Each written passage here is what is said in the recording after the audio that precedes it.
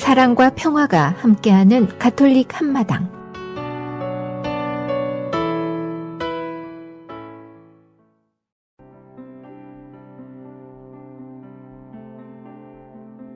오늘의 복음 말씀, 요한이 전한 거룩한 복음입니다. 축제 때에 예배를 드리러 올라온 이들 가운데 그리스 사람도 몇 명 있었다. 그들은 갈릴레아의 벳사이다 출신 필립보에게 다가가 선생님, 예수님을 뵙고 싶습니다 하고 청하였다. 필립보가 안드레아에게 가서 말하고 안드레아와 필립보가 예수님께 가서 말씀드리자 예수님께서 그들에게 대답하셨다. 사람의 아들이 영광스럽게 될 때가 왔다. 내가 진실로 너희에게 말한다. 밀알 하나가 땅에 떨어져 죽지 않으면 한 알 그대로 남고 죽으면 많은 열매를 맺는다. 자기 목숨을 사랑하는 사람은 목숨을 잃을 것이고 이 세상에서 자기 목숨을 미워하는 사람은 영원한 생명에 이르도록 목숨을 간직할 것이다. 누구든지 나를 섬기려면 나를 따라야 한다. 내가 있는 곳에 나를 섬기는 사람도 함께 있을 것이다. 누구든지 나를 섬기면 아버지께서 그를 존중해 줄 것이다. 이제 제 마음이 산란합니다. 무슨 말씀을 드려야 합니까? 아버지, 이때를 벗어나게 해주십시오 하고 말할까요? 그러나 저는 바로 이때를 위하여 온 것입니다. 아버지의 이름을 영광스럽게 하십시오.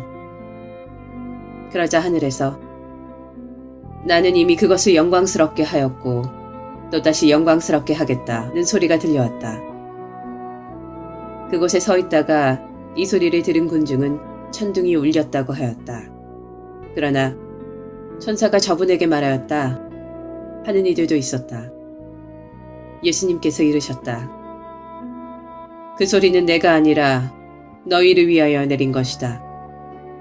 이제 이 세상은 심판을 받는다. 이제 이 세상의 우두머리가 밖으로 쫓겨날 것이다.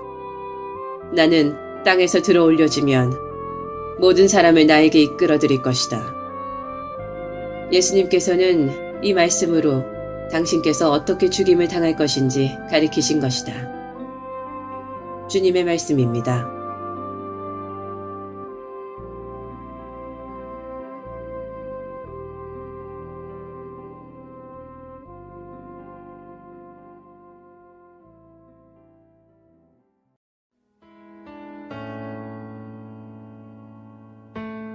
오늘의 말씀, 성정화상 바오로 성당 이경환 신부님의 말씀입니다. 오늘 복음에서 그리스 사람들이 예수님을 뵙게 해달라고 제자들을 찾아오죠. 아마도 그분에게서 세상적인 진리와 영광을 구하고자 했었던 것 같습니다. 예수님이 예루살렘 입성하실 때 백성들이 크게 환호했던 것을 보았던 그들은 궁금한 것이 한두 가지가 아니었겠죠. 그리고 혹시 저분 대단하신 분이니까 뭔가 얻을 수 있지 않을까라는 생각도 했을 거라 생각을 합니다. 그러나 예수님은 그 사람들과는 아무 상관없이 또 제자들에게, 그 사람들에게 오늘 복음에서 밀알이 죽어야만이 많은 열매를 맺는다라는 좀 생뚱맞은 그런 이야기를 하십니다. 즉 당신이 앞으로 가시고 이루셔야 할 십자가와 고난, 죽음과 부활의 길을 설명하기 위해서였죠. 바로 그것이야말로 당신의 몸을 바쳐서라도 이 세상에 드러내야 할 진리이고 영광이기 때문에 말씀하신 것이라 생각합니다. 계속 여러분들께 말씀을 드렸지만 그리스도교회에서 가장 핵심 진리, 교리는 부활입니다. 부활 때문에 우리가 이런 신앙생활을 하고 믿음의 생활을 하는 것이죠.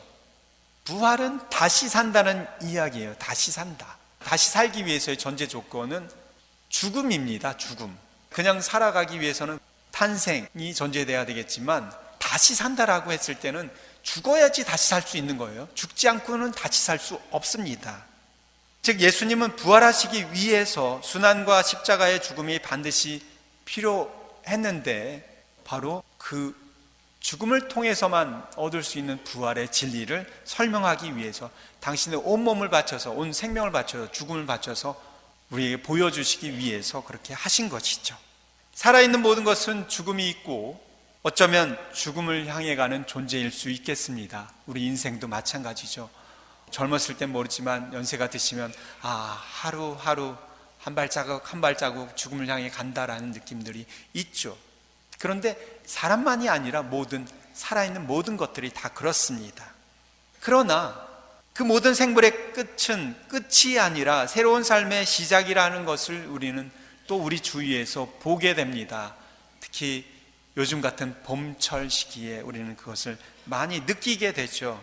어느 때는 그런 생각도 합니다. 예수님이 가을에 돌아가시고 겨울에 돌아가셔서 부활하신 것이 아니라 바로 이 부활 시기가 이 봄철 때 돌아가신 것은 그 예수님의 부활의 신비를 우리가 더 가깝게 바로 그때 느낄 수 있게 해주기 위해서 이 시기 때 돌아가신 것은 아니신가라고 생각할 정도로 우리 이 봄철 시기 때 많은 그런 예수님의 부활을 느낄 수 있게 해주는 것들을 보게 됩니다. 봄이면 다시 피는 꽃들과 식물의 파릇파릇한 새싹과 나뭇가지의 새순들, 죽음으로 끝이 난 것 같지만 죽음에서 분명 새 삶을 튀어내는 것이 자연의 이치요 진리임을 우리는 늘 경험하고 본 것을 통해서 알게 됐죠. 예수님 또한 그래서 그 자연의 이치로서 당신의 죽음과 부활에 대한 진리를 설명을 하신 것입니다. 밀알 하나가 땅에 떨어져 죽지 않으면 한 알 그대로 남고 죽으면 많은 열매를 맺는다라고. 그런데 말이 쉽지 죽는다는 것이 정말 그렇게 쉬운 것은 아니죠. 하나의 밀알이 죽기 위해서는 흙 속에 묻혀서 긴긴 밤을 지새야 합니다. 그 밀알이 내가 긴긴 밤을 보내고 나면 줄기를 통해서 나뭇잎을 피우고 꽃을 피우고 해서 열매를 맺을 거야. 그래서 난 여기서 이렇게 지내는 거 행복해. 그걸 알면 좋겠죠. 그러나 그걸 전혀 모르는 채 땅속에 들어갑니다. 어떻게 보면 아주 절망스럽게 내가 이렇게 험한 곳에 묻혀서 이렇게 지내야 돼라고 절망 속에서, 뿐만 아니라 새싹을 틔우기 위해서는 자기 몸이라고 하는 그것을 깨트리고 찢어내야 하는 참혹한 고통과 아픔을 겪어야 되는 것이죠. 요즘 교우분들 중에서 자녀와 손주를 보면서 기뻐하시는 가정들을 많이 보게 되는데, 그래는 아이가 태어나기까지 그 산모가 고생하고 또 산모가 산고를 통해서 그 아이를 낳으니까 어머니가 이런 고통이 있어야지 아기가 태어난다라고만 생각합니다. 왜냐하면 특히 우리 어머니들은 다 그걸 경험했기 때문에. 하지만 우리 모두 또한 태어나면서 경험을 한 것이 있는데 너무 갓난아기 때 경험한 것이기 때문에 우리 기억 속에 없는 것을 간과하고 있지 않나 싶습니다. 어머니의 산고도 만만치 않겠지만 태아가 이 세상의 빛을 보기 위해서 사실은 아기 본인도 또한 자신이 살던 그 삶의 공간, 정말 행복하고 안정적이라고, 내가 이것을 벗어나면 죽을 수 있다라고 하는 그것을로부터 밀쳐나오는, 그래서 밖으로 나가면 어떻게 될지 모른다는, 난 죽는다라는 그런 죽음과도 같은 고통을, 경험을 체험하는 것이죠. 그것이 있어야지만이 탄생이라는 그 신비가, 그 새로운 생명이 주어지게 되는 것입니다. 죽어야만 참 생명을 얻는 진리, 사람이 태어나면서부터 체험하게 되는데, 하지만 태어날 때만이 아니에요. 우리가 살아가고 있는 모든 일생의 순간 안에서 우리가 사실은 늘 겪으면서 살아가는 그 진리를 우리에게 십자가와 죽음 그리고 부활의 삶을 통해서 몸소 일깨워 주신 분이 예수님이십니다. 예수님은 부활을 위해서 십자가와 죽음이 필요했듯이 우리가 일상 안에서 부활을 체험하기 위해서는 힘들고 어려운 삶의 십자가를 거쳐야 한다는 것을 당신의 죽음과 삶과 부활로서 확실히 우리에게 보여주신 것이라 할 수 있습니다. 여러분들 새끼로 빠지는 것 같아 보이지만 중국집에 짜장면을 먹으러 가서 항상 고민스럽죠. 짜장면을 먹을까? 짬뽕을 먹을까? 짬뽕을 먹다가 옆에 짜장면 먹는 거 보고 저걸 먹을 걸. 짜장면을 먹다가 옆에 짬뽕 먹는 거 또 또 실패했네라고 하시는 경우가 많습니다. 경험들이. 그래서 나온 게 뭐죠? 짬짜면입니다. 근데 저도 짬짜면을 몇 번 먹어봤지만 내가 그런 실망을 하지 않기 위해서, 후회하지 않기 위해서 짬짜면을 시키면 100% 후회합니다. 그냥 짬뽕이나 짜장면을 먹을 거라. 아니, 이 맛도 저 맛도 아니에요. 근데 왜 후회를 할까? 짬짜면을 드시면 둘 다 먹으니까 만족할 거 아니에요. 200% 만족할 건데 이상하게 만족은 못합니다. 왜 그러냐면 확실하게 내가 한쪽으로 확실하게 투신해서 선택하고 행동하지 않았기 때문이지 않나라고 생각을 들어요. 맛있게 짜장면만 딱 먹었으면 만족할 텐데 그게 아니라 두 가지 만족을 다 하려다 보니까 그런 것이 아닌가 싶습니다. 확실하게 한 것을 선택해서 내가 움직여야 되는데, 지난주에 말씀드렸듯이 프랜시스 교황님께서 이번 사순치기 때 성찰을 해야 될 부분 중에 한 가지로 던져준 것이 아직 기억이 나는 게 뭐냐면, 우리는 때로는 세속인처럼 살아가고 때로는 신앙인처럼 살아가고 있지 않은가라는 질문입니다. 많은 분들이 고해성사나 저한테 면담을 찾아오고 하시면서 하신 말씀이 신앙생활이 의미가 없습니다. 신앙생활에 재미가 없습니다. 내가 신앙생활을 왜 하는지 모릅니다. 정답은 한 가지예요. 정말로 신앙생활을 위해서 내가 투신을 했는가? 내가 그만큼 시간과 정성을 신앙생활을 통해서 얻으려고 노력을 했는가? 질문을 해보면 됩니다. 물론 그래도 그건 아닙니다라고 하면 또 이제 또 다른 문제가 있겠지만, 대부분의 신앙생활을 통해서 내가 얻는 것이 없고 내가 여기 왜 다니나 하고 싶으면 내가 그만큼 신앙생활에 투신을 하고 노력을 하고 애를 썼는가 한번 생각을 해보십시오. 오늘 복음에서 부활에 대한 이야기를 하시는데, 미라 하나가 죽으면 많은 열매를 맺는다라고 하셨죠. 내가 신앙생활을 통해서 정말 하나님께서 주시는 은총과 행복을 얻으려면 확실하게 죽어야 합니다. 확실하게 죽어야 확실하게 부활하는 거 아니겠습니까? 그런데 내가 과연 확실하게 지금 죽고 있는가를 우리는 물어봐야 합니다. 삶에서 오는 모든 어려움과 고통을 십자가를 거쳐서 부활에 이르는 예수님 삶의 진리에 대입시켜서 우리가 늘 살려고 노력을 한다면 신앙생활뿐이 아니라 우리 삶의 모든 부분이 그리 고달프거나 힘들지만은 않을 거라 싶습니다. 바로 예수님은 이러한 삶의 방법을 제시해 주려고 당신의 정말 하나뿐이 없는 그 삶을 십자가에 못 박혀 돌아가시면서 우리에게 보여주신 겁니다. 당신이 죽으면서까지 우리에게 이게 중요한 거니까 너희들이 평생 살아가면서 이것을 대입하면서 살아가야 된다라고 하면서 우리에게 당신 생명을 바쳐서 보여주신 거예요. 그래서 오늘 그 전에 당신이 그 삶을 갈 것이니까 제자들에게 얘기하는 겁니다. 밀알 하나가 땅에 떨어져 죽지 않으면 한 알 그대로 남고 죽으면 많은 열매를 맺는다. 오늘 복음에 예수님의 영광의 모습만 보고 찾아온 그리스도인들처럼 어쩌면 우리는 신앙생활의 외적이고 세속적이고 구복적인 모습만 보고 찾아왔을 수도 있습니다. 오늘 예비신자들, 이제 새로운 영세 준비자분들, 어쩌면 처음에 그런 모습, 그런 목적으로 찾아왔을 수도 있어요. 하지만 저는 믿습니다. 6개월의 과정 안에서 그 부분이 그리스도교인답게 순화되고 그 목적답게 목적성을 가졌고 지금 그것을 가지고 있고 이제 영세를 준비하고 있다고 믿습니다. 그러나 오랫동안 신앙생활을 하고 있는 우리들도 또한 과연 그리스도인들과 같은 모습은 없었는지 돌아봐야 합니다. 우리들은 이제 우리뿐만이 아니라 우리를 그런 목적으로 찾아오는 사람들까지도 이끌어줘야 하는 참 제자가 되어야 되기 때문입니다. 그러기 위해서는 바로 오늘 복음의 예수님의 말씀에 따라서 십자가 죽음을 통해 부활의 영광에 이른 그 은총을 일상 삶 안에서 얻어 누릴 수 있도록 주님이 가르쳐준 진리를 늘 되새기고 실행하는 노력들이 먼저 있어야 할 것입니다. 아멘. 가톨릭 성가 128장입니다. 형제여 기뻐하라 알렐루야.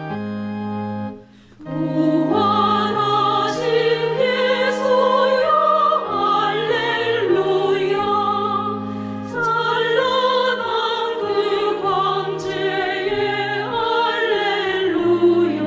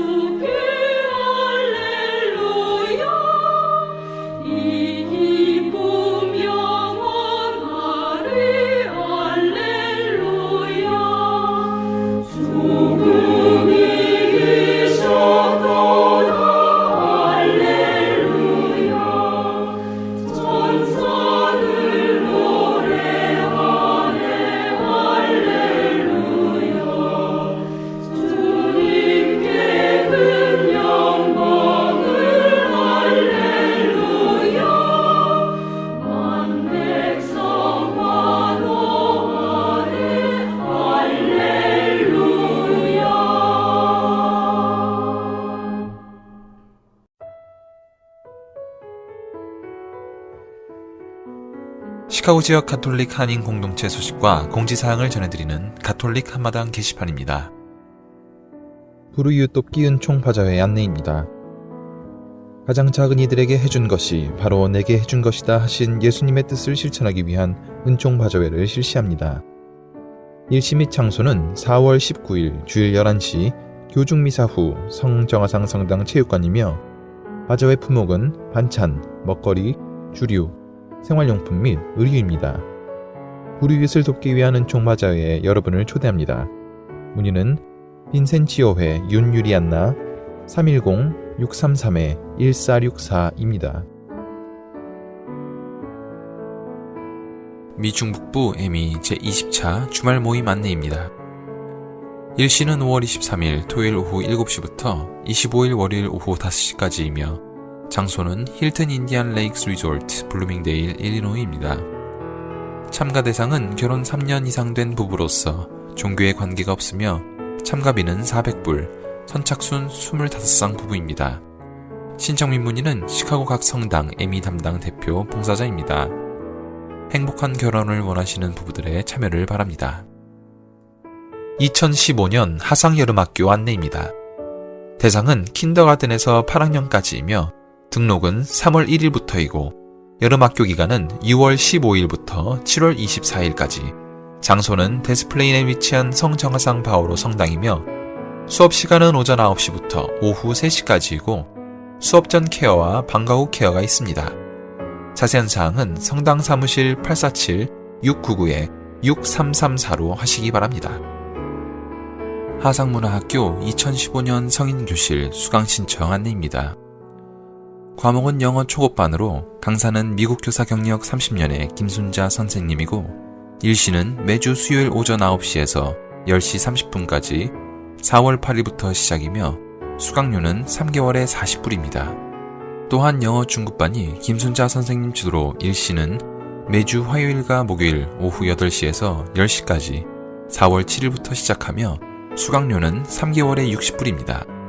문의는 하상문화학교 황로견 614-598-3299입니다.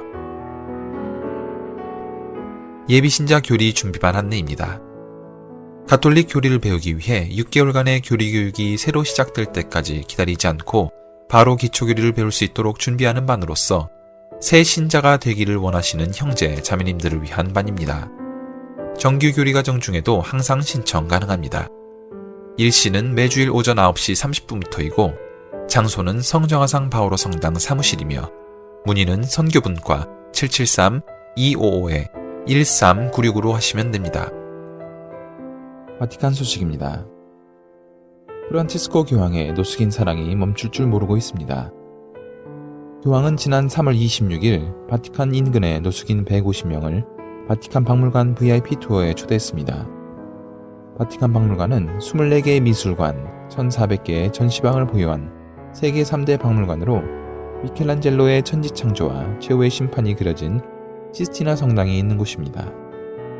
교황은 노숙인들이 바티칸 박물관을 편하게 관람할 수 있도록 평소보다 박물관 문을 1시간 30분 일찍 닫게 하고 전문 안내자가 동행하게 했습니다. 한 해 600만 명이 찾는 바티칸 박물관은 입구부터 줄이 길게 늘어서 있어 한두 시간을 기다리는 게 보통입니다. 교황은 노숙인들이 시스티나 성당을 관람할 때 깜짝 방문해 20분간 자리를 함께하기도 했습니다. 프란치스코 교황은 노숙인들을 보자마자 시스티나 성당은 여러분을 포함한 우리 모두의 집이라며 이곳에 온 것을 환영하며 시스티나 성당의 문이 항상 여러분들을 위해 열려 있다는 것을 기억해달라고 말해 노숙인들의 박수를 받기도 했습니다. 교황은 노숙인들과 함께 있는 동안 사진이나 동영상 촬영을 하지 말아달라고 바티칸 공보실에 특별히 요청하기도 했습니다. 혹시라도 노숙인들이 불편함을 느낄까 배려한 교황의 섬세함이 묻어났습니다. 교황은 또한 노숙인들에게 자신을 위해 기도해달라고 부탁하면서 주님께서는 여러분들을 지켜주시고 그분의 자비로운 사랑을 여러분이 느끼도록 해주실 것이라며 노숙인들을 축복했습니다. 프란치스코 교황은 지난 2013년 12월 17일 자신의 77번째 생일에 바티칸의 노숙인들을 초대해 식사를 함께 했으며 2014년 생일에는 로마의 노숙인들에게 침낭 400개를 선물하기도 했습니다.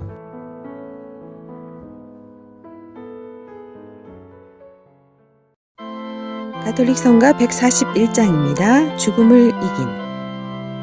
죽음을 이긴 우리 주님 하늘나라로 계산한다.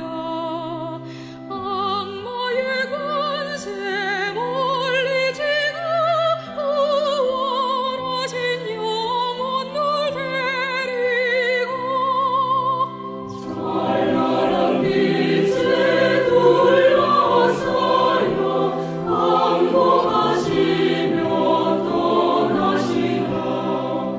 마지막 날에 심판하라. 위험중에 다시 오시리라.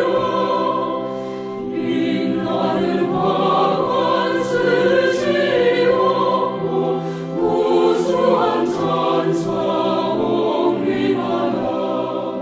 승리자 예수 승천하니 웅장하게 계속 다 올려라.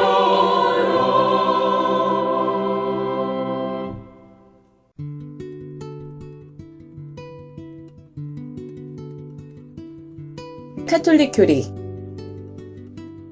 성령의 은사에는 어떤 것들이 있으며 누구에게 주어집니까? 오늘의 질문입니다.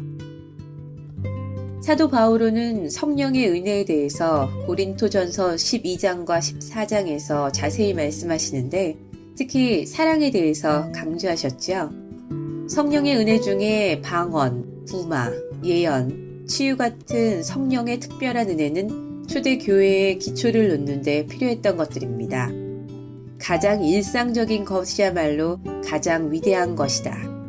말 그대로 성령은 무엇보다도 극히 일상적인 일, 즉 그리스도적 사랑 안에 현존하십니다.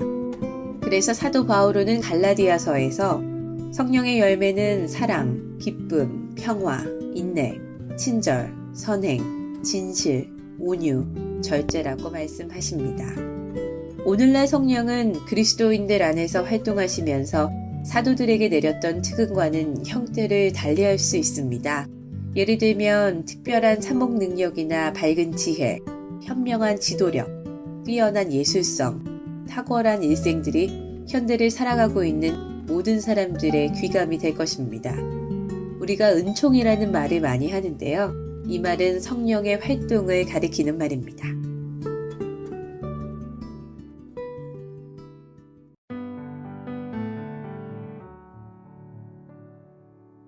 한국 성인들의 생애.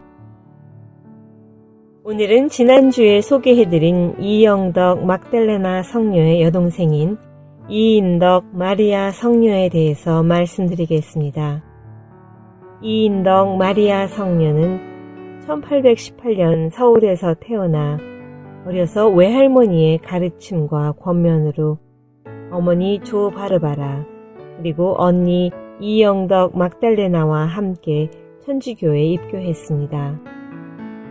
1839년 6월 기해박해가 한참이던 때에 어머니와 언니와 함께 체포되어 잔악한 매질을 당했지만 조금도 그의 신앙을 굽히지 않았습니다. 1840년 1월 평조 판서로부터 외국인과 만나 사학을 믿고 숭배했다는 죄목으로 사형 선고를 받았고 1월 31일 당고개에서 다른 교우 6명과 함께 참수를 당하여 23세의 나이로 동정의 아름다운 목숨을 주님께 바쳤습니다. 지난 4주 동안 한국의 성인분들 가운데에서 자매가 같이 성인 품에 올랐던 김효주 아니에스와 김효임 골롬바 그리고 이영덕 막달레나와 이인덕 마리아 이렇게 성녀 자매들에 대해서 소개해드렸는데요. 이 동정 성녀분들은 우리에게 순결에 대한 의미를 다시 한번 생각하게 합니다. 가톨릭 신자라면 누구나 주님 뜻대로 살아야 합니다. 결혼한 사람들은 부부가 함께 가정생활 안에서 그리고 또 동정을 지키기로 결심한 성직자들이나 수도자들은 또 그분들대로 우리는 각자의 주어진 삶 안에서 정결을 지키도록 끊임없이 노력하고 또 서로 도와야 합니다. 우리들의 육체는 우리의 거룩하고 신성한 영혼이 머무는 곳입니다. 주님께서 우리에게 주신 우리 몸을 함부로 다루어서는 안 되겠지요. 현대처럼 순결을 지키기 어려운 때에 정결의 덕을 지킨다는 것은 불가능해 보일 수도 있지만 순교 정신으로 주님의 보호 아래 아름다운 순결을 끝까지 지켜나갈 수 있도록 한국의 동정 성녀들에게 저희의 정결함을 위하여 기도해야 하겠습니다.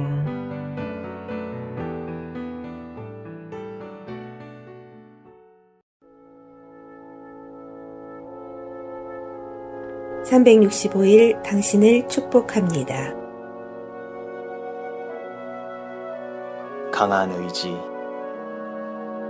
묵상의 가장 기본이 되는 목표는 끈기와 깊은 확신을 지닌 확고하고 힘찬 의지를 굳게 하는 것입니다. 깊은 확신이 있으면 외적 영향, 곧 세상과 육체와 악의 영향에 흔들리지 않습니다. 우리는 그리스도 안에서 그분에 대한 믿음으로 확신을 가지고 하느님께 담대히 나아갈 수 있습니다. 에페소서 3장 12절.